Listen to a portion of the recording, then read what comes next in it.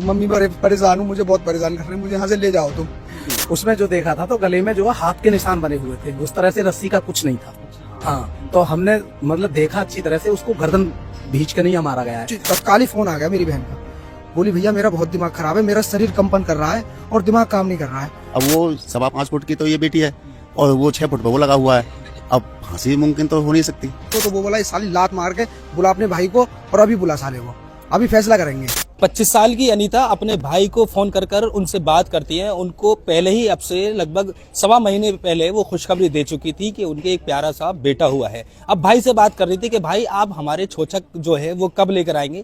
भाई उनको समझाते हैं कि थोड़ा सा मौसम जब खुल जाएगा तब मैं आपका छोचक लेकर आऊंगा, आपको परेशान होने की जरूरत नहीं है। अभी ये तमाम बातें चली रही थी, लेकिन अचानक 3 दिन के बाद में भाई के पास फोन आता है। रात को लगभग 3 बजे उनको सूचना दी जाती है कि उनकी बहन ने अपने आप को फांसी लगाकर जान दे दी है। बस ये बातें सुननी थी कि भाई के पैरों तले जमीन निकल जाती है। पुलिस को सूचना दी जाती है। पुलिस के साथ जैसे ही घर पहुंचते हैं तो वहां पर मंजर कुछ ऐसा देखते हैं जिसके बाद कई सारे सवाल उनके दिमाग में खड़े हो जाते हैं। इस वक्त मैं बुलंदशहर के जिला अस्पताल की मोर्चरी पर मौजूद हूं। मेरे साथ परिजन मौजूद है, बात कर समझेंगे कि आखिर पूरा मामला क्या है। क्या नाम भाई आपका? मेरा नाम विक्की कुमार है जी। कहाँ के रहने वाले? कामलोधी। कौन सा थाना लगता है? अनुपशहर पड़ता है। बहन की शादी कहाँ हुई थी? ये रतनपुर हुई थी, यहाँ औरंगाबाद के पास में। अब बताइए क्या घटना हुई थी और आज अब बुलंदशहर के जिला अस्पताल आएंगे, क्या वजह है? बहन यहाँ पर पोस्टमार्टम के लिए आएंगे? आई रही है जी। क्या वजह रही बता दो ऐसा मुझे। वजह यही है कि बस वो स्टार्टिंग से ही फोन पर जब कभी बात करती थी परिवार से, मम्मी से, पापा से, तो जब भी कभी बात करती थी तो ये रिकॉर्डिंग कर उसको मतलब रिकॉर्ड कर रख रखते थे। पहले ये बताएं, बहन की शादी कितने टाइम पहले हुई ये बताइए। ये कितने? 25 मार्च 3 मार्च 2025 में 3 मार्च 2025 में 11 महीने हुए हैं। यानी 11 महीने हुए। अभी बहन के बेटा भी हुआ था? बहन के बेटा हुआ था, 1.25 महीने का 1.25 महीने का बेटा है। अब बताइए जो अब उन्होंने वो 3 दिन पहले फोन आया कि भैया मैं बहुत मम्मी के पास बात करी उन्होंने कि भाई भैया मैं बहुत मम्मी परेशान हूँ, मुझे बहुत परेशान कर रहे हैं, मुझे यहाँ से ले जाओ तुम। मम्मी ने मुझे बताया, मैंने कि कोई नहीं मैं बात करूंगा। मैंने उस लड़के से बात करी, मैंने कि क्या हुआ कि कुछ ना हुआ, ऐसी कोई बात ना, घर की थोड़ी बहुत टेंशन ले रही है। मैंने कि कोई बात है तो बताओ मुझे। तो मैं फिर उस लड़की को अपनी बहन को फोन करने के वाला ही था, मगर उसमें बाद में मैं बोला चलो बाद में शाम को बात कर लेंगे। शाम को फिर बात करी उससे, तो शाम को बहुत अच्छी मतलब ऐसी बात चल रही कि भैया कब आओ, मतलब ये कि मैं परेशान हूँ, तुम मुझसे क्या बात करोगे कि और वो। मन की बता हम तो अभी आ रहे हैं। तो वो मन की बता तू टेंशन मत ले, बता क्या परेशानी है।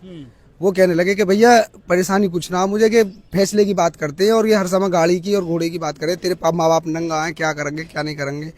तो मन की कोई नहीं, मन की तो उसी के बाद में उसके पड़ोस में बैठा था लड़का वो, तो वो बोला इस साली लात मार के बुला अपने भाई को और अभी बुला साले को, अभी फैसला करेंगे। अच्छा ये बताओ, जो शादी की थी बहन की, पूरी सारी चीजें देकर शादी की थी ना? पूरा सब कुछ जो रीति रिवाज से जिस तरीके से होता है उस तरीके से पूरी तरीके से रीति रिवाज से करा मैंने। तो फिर क्या चीज उसको नहीं भा रही थी जो उनको स्टार्टिंग में जब स्टार्टिंग चल रही थी तो वो बिचौलिया के थ्रू हमसे खबर आई कि बुलेट मोटरसाइकिल चाहिए। हाँ। अच्छा। तो उनको फिर उनके पिताजी को और बिचौलिया को बुलाया कि मन की हमारी हैसियत नहीं है बुलेट देने की, यदि अगर तुम्हें राजी हो तो ठीक है वरना मत करो। तो उनके पिताजी ने और एक उनके गांव के प्रधान जी हैं, उन्होंने क्लियर स्पष्ट कर दिया कि ठीक है आज के बाद कोई डिमांड नहीं करेंगे, नहीं ऐसी कोई बात है, जो तुम करोगे वो ठीक है और हमें तो स्प्लेंडर मोटरसाइकिल ही दे दो तुम। हमने उसी रीति रिवाज से जिस तरीके से उन्होंने डिमांड करी उसी तरीके से उनको करा। मगर घूम फिर के वो बुलेट वाली बात आना या फिर मतलब वो उसको इसी तरह टॉर्चर करना। फिर उसके बाद में उन्होंने अभी जल्दी में अपने घर पे 70,000 रुपए का कलर कराया। अच्छा। फिर मेरे पास फोन आया कि ऐसे बात है भैया 70,000 रुपए का इन्होंने कलर कराया है और ये कह रहे हैं कि 1-1.5 लाख रुपए का खर्च करवाना है। ये कलर जो कराया था ये बेटे होने की खुशी में कराया था या कुछ घर में प्रोग्राम था, क्यों कराया था ये बताओ थोड़ा सा। बेटे की खुशी में जो रिश्तेदार आएंगे जाएंगे इस वजह से कराया था।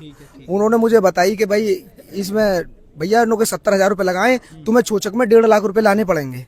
अच्छा। हाँ। तो मैंने की कोई बात नहीं है, मैंने की टेंशन लेने की जरूरत ना, घबराने की कोई बात ना, मैंने की जितना इतना करा तो इतना और करेंगे। तो मैंने उसी की पूरी तैयारी कर ली, उसको हाँ कर दी, मैंने टेंशन न ले, मैं कतई भी मैं उसे भी कर दूंगा। तो उसकी 250 ग्राम की पाजेब और कुंडल वगैरह 85,000 का धंधा वैसे लेकर आया, फिर ताबीज वगैरह बनवा के मैंने कपड़े लत्ते सोई बैठ जाएंगे मन की। तो उनसे कोई टेंशन वाली बात नहीं रही। फिर भी मतलब वो एक दिन मम्मी से फिर फोन करके मतलब कहने लगी कि भैया मम्मी से बताने के मुझे फिर गए ऐसे परेशान कर रहे हैं। मैंने उनसे परिवार वालों से बात करी, मगर वो परिवार वाले जब तो मुझसे तब बिल्कुल ठीक बोलते थे कि हाँ ठीक है भैया ठीक है। उसके बाद में फिर परेशान करते थे। तो वो हमारी जो बड़ी वाली सिस्टर है वो सिकंदराबाद में, उनसे बात कर रही थी कि बोली दीदी तुम आ जाओ, भैया तो आ ना पाएंगे और भैया से बोलूंगी तो भैया मुझे ही डांटते हैं। तो इस वजह से मैं तुम्हें कुछ बता नहीं सकती, तुम एक बार आ जाओ मेरे पास में। और फोन में रिकॉर्डिंग हो रही है ये, मैं फोन पे बता नहीं पा रही हूँ। यानी रिकॉर्डिंग लगा के रखते थे सारी बातें, जो सारी बातें जो शाम को आके सुनता था, जो भी कमी लगती थी उसमें उसी को फिर उसी हिसाब से फिर टॉर्चर करता था वो। अच्छा। हाँ, तो बोली दीदी मेरी बात हो रही है उससे और मैं तुमसे कुछ फोन पर बता सकूं, तुम एक बार जीजन ने लेके और दीदी तुम दोनों जनी आ जाओ और मुझे तुम आ जाओ बस। और भैया से मैं कहूंगी तो भैया मुझ पर ही डांट लगाते हैं, हर बार यही बात है। तो मैं ये कि परिवार चलता रहे। तो उन्होंने फिर मुझे मतलब लेट बताई थोड़ी और उसी हिसाब से हम चलते रहे। मन की कोई नहीं।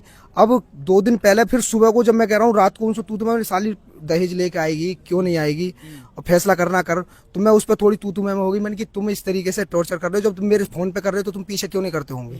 तो मैंने कि मैं अभी आ रहा हूँ। तो मेरे परिवार वालों ने 10-11 बज रहे उसी वजह से मना कर दिया कि सुबह को तसल्ली में जाना, 4 आदमी लेके सही तरीके से। उसी हिसाब से मैंने फोन अपना स्विच ऑफ कर दिया। सुबह को ऑन करा 6 बजे करीब, तो उसी तत्काल ही फोन आ गया मेरी बहन का। बोली भैया मेरा बहुत दिमाग खराब है, मेरा शरीर कंपन कर रहा है और दिमाग काम नहीं कर रहा है। मैंने की पता क्या बात है कि तुम आओगे। मैंने की हाँ मैं आ रहा हूँ।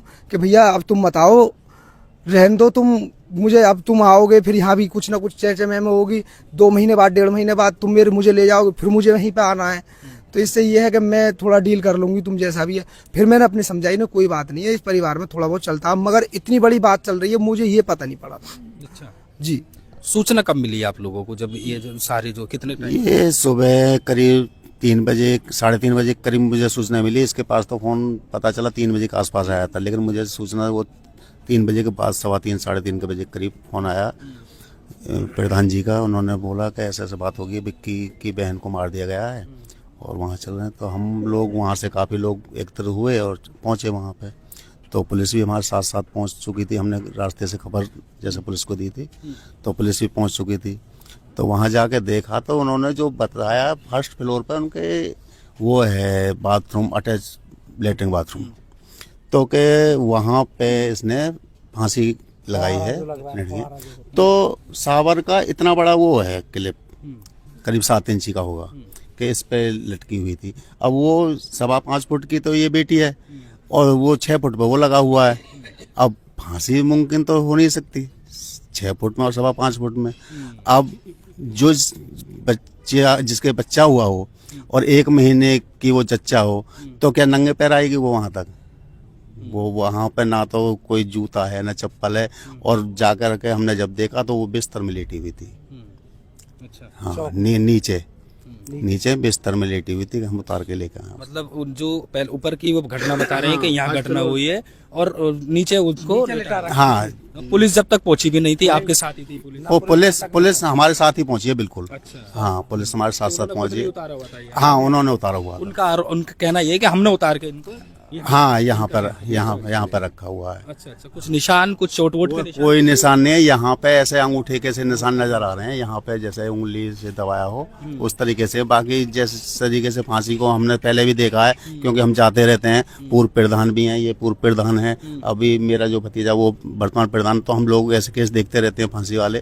तो वहाँ से यहाँ तक जिस तरीके से रगड़न होती है वो कुछ नहीं है जी, कुछ नहीं है। उसमें जो देखा था तो गले में जो हाथ के निशान बने हुए थे, उस तरह से रस्सी का कुछ नहीं था। अच्छा। हाँ, तो हमने मतलब देखा अच्छी तरह से, उसको गर्दन भींच के नहीं मारा गया है। अच्छा। और हमारे आने से पहले ही उस लड़की को हमने देखा तो खाट पे लिटा रखा था। परिवार के कितने लोग मिले वहाँ पर? सब मिले थे? परिवार का कोई भी नहीं था उस समय पे। एक दादा भी नहीं थे। दादी मिली थी और माँ मिली थी, बाकी सारे लोग फरार थे। हमारे जाने पे कोई नहीं था परिवारजन। अच्छा। हाँ जी। दादा बाहर थे। जब मैंने पूछा, मैं आप कौन? मैं दादा हूँ उसका। अच्छा। हाँ, तो दादा बाहर थे, दादी बैठी हुई थी वहाँ पे, बाकी और कोई नहीं था। अच्छा। तो बस ये गले पर ही निशान थे और कुछ नहीं थे? अच्छा, वो क्या बता रहे थे कि जो हस्बैंड थे इसके, वो खुद ही थाने पहुंच गए, क्या बता रहे थे? जी। हाँ, वो खुद ही उन्होंने सरेंडर कर दिया कि ये सारा केस मेरे ऊपर आ जाएगा। और मैं, उसके बाप ने बोल दिया कि मैं तुझे छुटा लाऊंगा, टेंशन लेने वाली बात नहीं है। वहीं के कुछ आदमी इसी तरीके से चर्चा कर रहे थे, उसी वजह से तो थोड़ा सुन लिया हमने। कि हम नो उस वहां पर जाकर तू अकेला सरेंडर कर दे, कोई दिक्कत वाली बात नहीं है, तुझे तो हम छुटा ही लाएंगे और किसी के ऊपर बात नहीं आएगी फिर। और उसमें घटना में शामिल जो हैं ये जो दादी हैं वो बिल्कुल उनको बहुत तारीफ करती थी, मेरी बहन उनका बहुत सम्मान करती थी और वही मेरी बहन की जो सपोर्ट करती थी। अच्छा, जो दादी। हाँ, जो सास है और एक ननद है उस मेरी बहन की, वो बहुत बदतमीज है, बहुत बुरी तरीके से, और इस तरीके से करती थी कि लड़का तो चला जाता था काम पे और पीछे कभी कुछ मतलब कुछ ना कुछ उसमें चलता रहता था। लड़का आता था, वो छत पे बाद में पहुंचना था, पहले अपनी कहानी सुना देती थी वो। अच्छा, हाँ, नीचे ही उसके बाद में फिर लड़का हावी होता था उस पर। अनीता जो रहती थी ऊपर रहती वो ऊपर रहती थी। अच्छा अच्छा। तो उसी हिसाब से नहीं, वो उसका पति उस पर भरोसा करता था, उसकी बातों पर, अपनी माँ की बातों पर भरोसा करता था। अच्छा। उसके एक आध बार मैंने बोला था कि इस तरीके से नहीं बोलना चाहिए, तो वो जो लड़की के मेरी बहन के जो ससुर हैं उनने ये बोल दिया कि पागल है। अच्छा। हाँ, ये तो पागल है, इसकी बातों में नहीं आना। अब से पहले सारा दहेज दे दिया, शादी हो गई, शादी और बहुत कुशल जो मंगल परेशान करना शुरू किया था वो कब किया था? इन्होंने गांव में किसी से ही पता कर सकते हैं आप, अपने औकात से ज्यादा इन्होंने खर्च करा था शादी में। अच्छा। उतनी अच्छी व्यवस्था थी कि हर आदमी तारीफ कर रहा था कि इसने एक बहन की शादी करी है। बहुत दुख होता है आज। रो रो कर बुरा हाल है भाई का। इन्होंने ही सारा सब कुछ पैसा लगाया और बहन की शादी की, और शादी करने के हम जितने भी भाई हैं या माँ बाप हैं, किसकी ख्वाहिश नहीं होगी कि हमारी बेटी दूसरे घर जा रही है तो वो खुश रहे और अपनी ज़िंदगी अच्छे से बसर कर ले, गुजार ले। ये हाल है भाई का रो रो कर।